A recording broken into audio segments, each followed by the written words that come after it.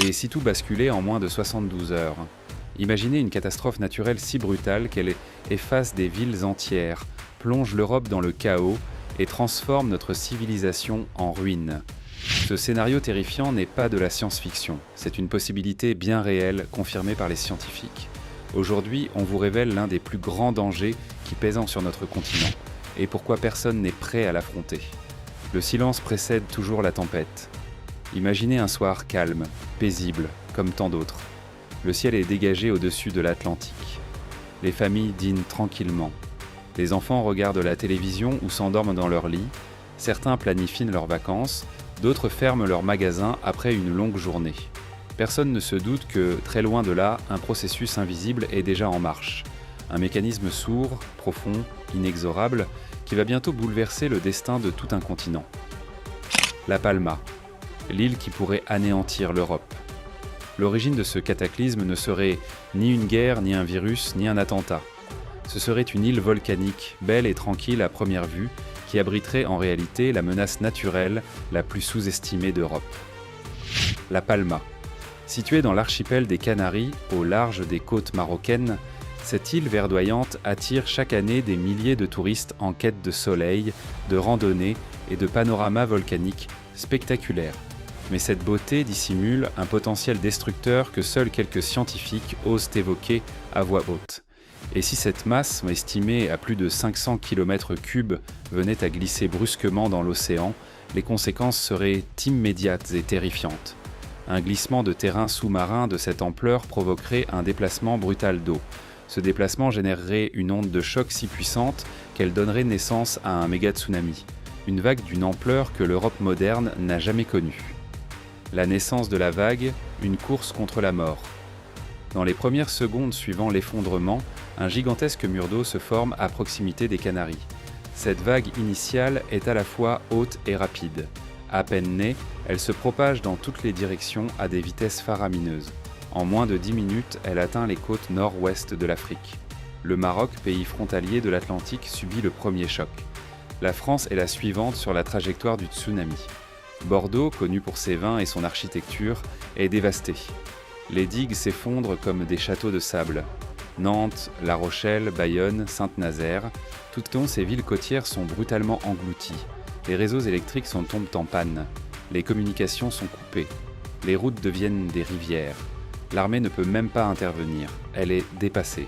Le Royaume-Uni dans la ligne de mire.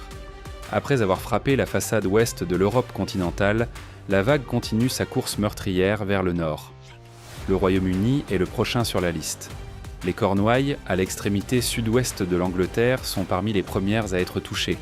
Mais la vague ne s'arrête pas là. Bristol, Southampton, Plymouth, des villes portuaires importantes se sont prises au piège. Les habitants, souvent réveillés par le vacarme, n'ont pas le temps de fuir. La vague dépasse les murs anti-inondation. Elle grimpe dans les rues, renverse les véhicules, emporte les gens. À Londres, les autorités tentent d'alerter la population. Le système de protection de la Tamise, conçu pour contrer les marées exceptionnelles, est activé. Mais il n'a pas été prévu pour un tsunami d'une telle puissance. Le fleuve déborde, le quartier des affaires est envahi. Le métro s'arrête. La ville sombre dans le chaos. L'eau s'infiltre dans le cœur de l'Europe. Ce que peu de gens réalisent, c'est que les fleuves européens deviennent eux-mêmes les complices du désastre. L'eau salée pénètre les terres par les embouchures fluviales. À Paris, la Seine gonfle, déborde, transforme la capitale en une lagune infernale. Les monuments sont noyés, les tunnels sont submergés, les hôpitaux sont coupés de l'électricité. Le Rhin, artère vitale pour l'économie allemande, charrie l'eau destructrice jusqu'à l'intérieur des terres. Le Danube, quant à lui, porte le tsunami jusqu'aux Balkans. Vienne, Bratislava, Belgrade, des villes fluviales qui se croyaient à l'abri sont rattrapées par les conséquences hydrauliques du désastre. Même Berlin commence à sentir les effets de l'inondation, sous forme de crues exceptionnelles, de coupures d'eau potable, de pénuries alimentaires. Un risque nucléaire sans précédent. L'un des aspects les plus redoutés de ce scénario, c'est son interaction avec les installations nucléaires européennes. Le continent abrite plus de 100 réacteurs, dont un grand nombre sont situés près de la mer ou à proximité de fleuves majeurs. Ces centrales, conçues pour résister à certains types de catastrophes naturelles, n'ont pas été pensées pour un méga tsunami. Si une vague venait à endommager les systèmes de refroidissement ou à submerger les générateurs de secours, le résultat serait comparable à la catastrophe de Fukushima. Mais en Europe, ce ne serait pas un seul site, cela pourrait être plusieurs. Des fusions nucléaires multiples, des explosions, des rejets radioactifs massifs dans l'atmosphère et les nappes phréatiques. L'impact sanitaire, environnemental et politique serait absolument dévastateur. Des millions de personnes devraient être évacuées dans l'urgence, sans solution à long terme. Le choc économique, l'Europe paralysée. Et au-delà de la tragédie humaine et environnementale, c'est toute l'économie du continent qui s'écroule.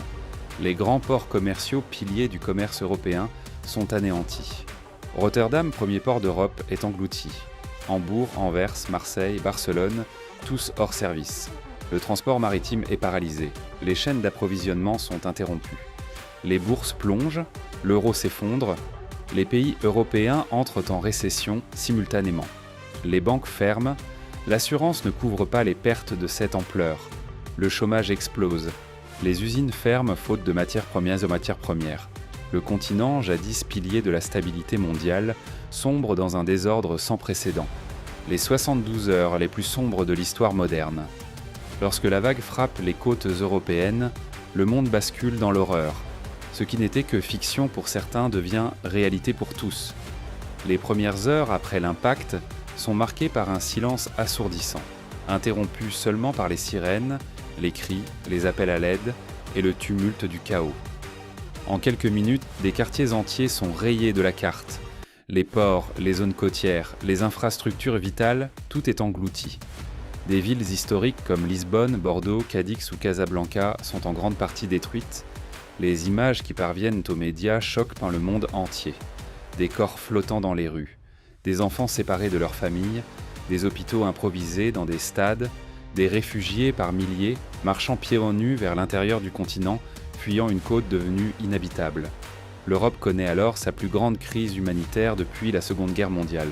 Et pourtant, tout cela ne dure que 3 jours. 3 jours où le destin du continent bascule. 3 jours où les fondations de sociétés entières tremblent. 3 jours qui suffisent à plonger des nations entières dans le chaos. L'effondrement de la société moderne. Au 4e jour, une vérité terrible s'impose. La catastrophe n'est pas passagère.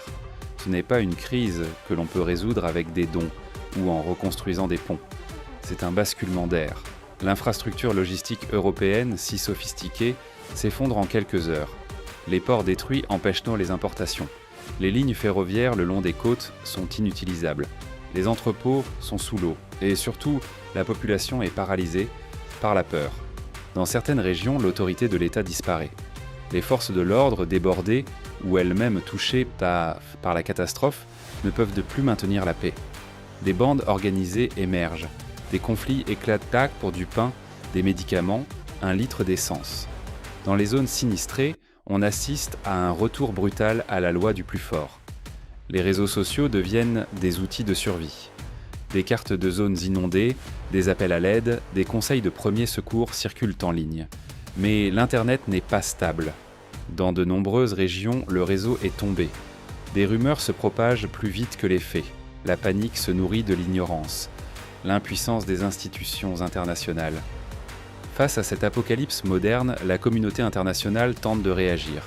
Mais même les grandes organisations comme l'ONU, la Croix-Rouge ou l'OTAN sont dépassées. Les aides humanitaires mettent du temps à arriver. Les avions cargo sont bloqués sur des pistes inondées. Les navires ne peuvent accoster faute de ports intacts.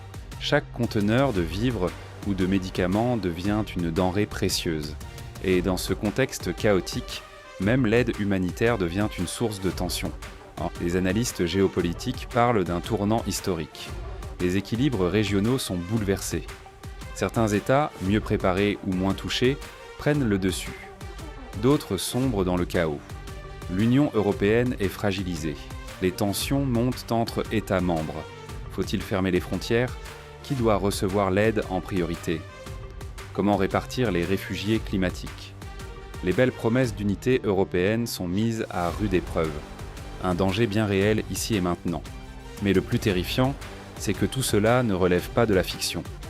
En 2022, une équipe de scientifiques internationaux a publié une étude confirmant que le flanc ouest du volcan Cumbre Vieja, situé sur l'île de La Palma, dans l'archipel des Canaries, est instable. Selon leur modélisation, un effondrement de ce flanc pourrait générer un méga tsunami, avec des vagues de plus de 20 mètres de haut atteignant les côtes de l'Europe de l'Ouest en quelques heures. Il n'y aurait sans doute pas de véritable avertissement. Peut-être quelques tremblements de terre, un grondement sourd, puis le glissement massif du flanc du volcan. Une avalanche de roches plongeant dans l'océan, déplaçant des milliards de litres d'eau, et enfin la vague, implacable, rapide, dévastatrice, une bombe naturelle à retardement.